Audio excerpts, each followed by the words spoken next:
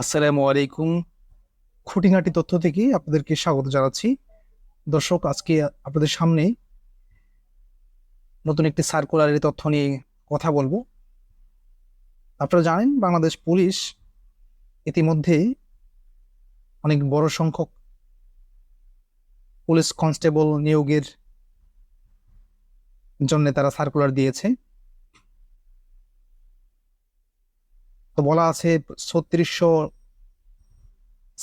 Police constable তারা নেবে। তো এটা আমি বলবো অনেক বড় একটা অপরচুনিটি যাদের সুযোগ রয়েছে, অর্থাৎ এসএসসি বা ইন্টারমিডিয়েট পাশ করা শিক্ষার্থী যারা রয়েছে তারা এখানে আবেদন করতে পারবে।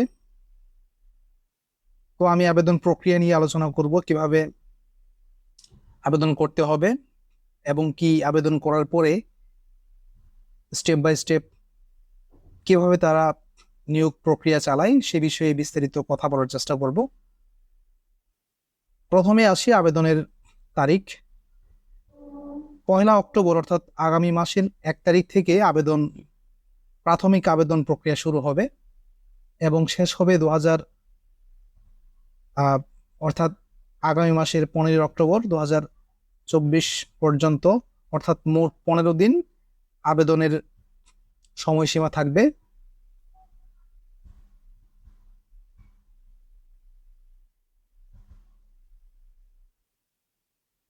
তারপরে বলা আছে প্রার্থীর যোগ্যতা, বয়সসীমা। প্রথমত বয়সসীমা বলা আছে 18 থেকে 20 বছর। এই সময়ের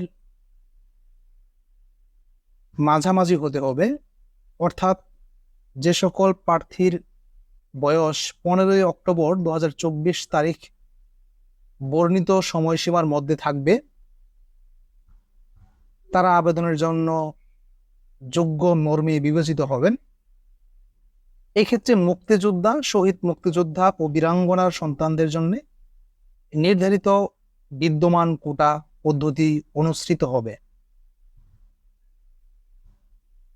অর্থাৎ মুক্তিযোদ্ধাদের সন্তান,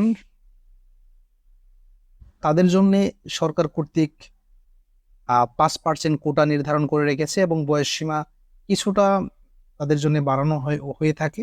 তো সেই ক্ষেত্রে তাদের একটু বেশি থাকে সাধারণত। এখানে শিক্ষাগত যোগ্যতার বিষয়ে বলা হচ্ছে এসএসসি অথবা সমমানের পরীক্ষায় উত্তীর্ণ কমপক্ষে জিপিএ 2.5, অর্থাৎ যে সকল শিক্ষার্থীরা এসএসসি পরীক্ষায় উত্তীর্ণ হয়েছে কমপক্ষে 2.5 জিপিএ থাকতে হবে। এর কম হলে কিন্তু আবেদন করা যাবে না। জাতীয়তা বলা আছে বাংলাদেশের স্থায়ী নাগরিক হতে হবে। বৈবাহিক অবস্থা অবিবাহিত থাকতে হবে। এখন আসি শারীরিক মাপ। প্রথমত উচ্চতা, পুরুষ প্রার্থী মেধা কোটার ক্ষেত্রে 5 ফুট 6 ইঞ্চি মুক্তিযোদ্ধা, শহীদ মুক্তিযোদ্ধা ও বীরাঙ্গনার সন্তানদের জন্য এবং ক্ষুদ্র নিগোষ্ঠীর জন্য 5 ফুট 4 ইঞ্চি, শারীরিক প্রতিবন্ধী ও তৃতীয় লিঙ্গের কোটার ক্ষেত্রে বিধি অনুসৃত হবে। মোট কথা হচ্ছে যারা নন কোটাধারী আছে তাদের জন্য 5 ফিট 6 ইঞ্চি উচ্চতা থাকতে হবে। অন্যদিকে যারা কোটাধারী মুক্তিযোদ্ধা বা ক্ষুদ্র নিগোষ্ঠী বা প্রতিবন্ধী যারা রয়েছে তাদের জন্য 5 ফিট 4 ইঞ্চি নির্ধারণ করা হয়েছে। এটা শুধু পুরুষদের ক্ষেত্রে। অন্যদিকে নারী প্রার্থীদের ক্ষেত্রে মেধা কোটার ক্ষেত্রে, অর্থাৎ সাধারণ নারী প্রার্থীদের ক্ষেত্রে 5 ফিট 4 ইঞ্চি হতে হবে। অন্যদিকে মুক্তিযোদ্ধা, বীরাঙ্গনার সন্তান, ক্ষুদ্র নিগোষ্ঠী এবং শারীরিক প্রতিবন্ধী বা তৃতীয় লিঙ্গের কোটার ক্ষেত্রে বিধি অনুসৃত হবে, অর্থাৎ কোটাধারী যারা রয়েছে তাদের ক্ষেত্রে 5 ফিট 2 ইঞ্চি কমপক্ষে হতে হবে। এটা এগুলো নারী প্রার্থীদের ক্ষেত্রে। বুকের মাপ মেধা ও ক্ষুদ্র নিগোষ্ঠী কোটার ক্ষেত্রে স্বাভাবিক অবস্থায় 31 ইঞ্চি এবং সম্প্রসারিত অবস্থায় 33 ইঞ্চি। অন্যদিকে মুক্তিযোদ্ধা বা কোটাধারীদের ক্ষেত্রে স্বাভাবিক অবস্থায় 30 ইঞ্চি, সম্প্রসারিত অবস্থায় 31 ইঞ্চি থাকতে হবে। এটা আসলে খুব ম্যাটার করে না, বা স্বাভাবিক বডি ফিগার থাকলেই হয়ে যায়। আর তারপর রয়েছে ওজন। বয়স ও উচ্চতার সাথে ওজন অনুমোদিত পরিমাপ মাপের হতে হবে। অর্থাৎ বিএমআই পদ্ধতিতে আপনার উচ্চতার সাথে আপনার ওজনের সাদৃশ্য বা সমন্বয় আছে কিনা সেটা দেখতে হবে। অর্থাৎ আমি বলি, এটা অনেক ক্ষেত্রে প্রবলেম হয়, কারণ অনেকের উচ্চতা ঠিক থাকে কিন্তু ওজন অস্বাভাবিক কম থাকার কারণে আমি দেখেছি ইতিপূর্বে অনেক প্রার্থী প্রথমেই বাদ পড়ে যায়। তো সেক্ষেত্রে এটা খুব কড়াভাবে দেখা হয় ওজনটা। বিশেষ করে ওজনের কম ওজন থাকলে তারা অ্যালাউ করে না কোনোভাবেই, ওজন একটু বেশি থাকলেও সমস্যা হয় না। অন্যদিকে নারী প্রার্থীদের ক্ষেত্রে বয়স এবং উচ্চতার সাথে ওজন অনুমোদিত পরিমাপের হতে হবে এবং দৃষ্টিশক্তি 6/6 হতে হবে। অর্থাৎ আপনার দৃষ্টিশক্তির কোনো সমস্যা আছে কিনা আপনি চাইলে মেডিকেলে পরীক্ষা করে দেখতে পারেন। তারপরে রয়েছে অনলাইন আবেদনের নিয়মাবলী। আবেদনের প্রক্রিয়া হচ্ছে, আপনাকে police.telecom.com বিডি অর্থাৎ একটা লিঙ্ক দেওয়া আছে, এখানে লগ ইন করে প্রথমত আবেদন ফর্ম ফিল আপ করতে হবে। আবেদন ফর্ম সঠিকভাবে পূরণের লক্ষ্যে আপনি, মানে মুদ্রা কথা হচ্ছে, আপনি কম্পিউটারের দোকানে অথবা আপনি নিজে নিজেও করতে পারবেন। একটা লিঙ্ক দেওয়া আছে, আমি ডিসক্রিপশন বক্সে লিঙ্কটা দিয়ে রাখবনি, আপনারা চাইলে সেখানে ক্লিক করেও পরবর্তীতে আবেদন প্রক্রিয়া শুরু হলে আপনারা চাইলে আবেদন সেখান থেকে গিয়েও করতে পারবেন। তো হচ্ছে বিষয়। তারপরে হচ্ছে আবেদনের সময় অলরেডি বলেছি যে আগামী 1 অক্টোবর থেকে 15 অক্টোবর পর্যন্ত মোট 15 দিনের ভিতরে আপনাদেরকে আবেদন করতে হবে। তারপরে রয়েছে আবেদন ফর্ম পূরণ করার অব্যবহিত পরে যোগ্য প্রার্থী একটি ইউজার আইডি পাবেন। উক্ত ইউজার আইডিতে আবেদন ফর্ম পূরণের 48 ঘন্টার মধ্যে যে কোনো টেলিটক প্রিপেইড মোবাইল নাম্বার হতে 40 টাকা সার্ভিস চার্জ অফেরতযোগ্য বাবদ জমা করতে হবে। অর্থাৎ আপনার আবেদন প্রক্রিয়া শেষ হওয়ার পর আপনাকে একটা আইডি নাম্বার দেওয়া হবে, ইউজার আইডি নাম্বার, সেখানে আপনাকে 40 টাকা পেমেন্ট করতে হবে। ও তারপরে পাশাপাশি আপনাকে আরও কাজ করতে হবে, সেটা হচ্ছে আবেদন করার সময় একটা ছবি দিতে হবে 300x80 পিক্সেল রঙিন ছবি, দৈর্ঘ্য 300, প্রস্থ 300 পিক্সেল, স্ক্যান করে নির্ধারিত স্থানে আপলোড করতে হবে। অর্থাৎ এগুলো আপনি কম্পিউটার দোকানে গিয়ে বললেই তারা সবকিছু করে দেবে। এর যে বিষয়, সবচেয়ে গুরুত্বপূর্ণ যে বিষয় সেটা হচ্ছে, এগুলো না বলি, এগুলো আপনারা নিজেরাও বুঝবেন। নির্বাচন পদ্ধতি, নির্বাচন পদ্ধতি সম্পর্কে কিছু বলি। প্রথমে হচ্ছে প্রিলিমিনারি স্ক্রিনিং, অর্থাৎ আপনি আবেদন প্রক্রিয়া সম্পন্ন হওয়ার পর একটা নির্দিষ্ট তারিখে তারা আগে করবে, মাঠের ডেট দেবে আপনাকে, ফিজিক্যাল এন্ডুরেন্স টেস্ট যেটাকে বলা হচ্ছে,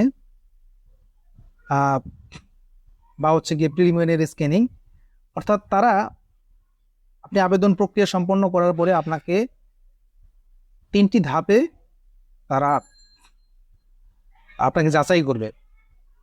প্রথম ধাপ হচ্ছে প্রিলিমিনারি স্ক্রিনিং, নির্দিষ্ট সময় দিবে, তারিখ দিবে, সেই তারিখে আপনাকে একটি মাঠে যাইতে হবে। অর্থাৎ পুলিশ লাইন্সের যে মাঠগুলো রয়েছে জেলা শহরে বা বিভাগীয় শহরে, সেই শহরগুলোতে আপনাকে মেসেজ দিয়ে জানানো হবে। তো সেখানে যাওয়ার পরে এখানে বলা আছে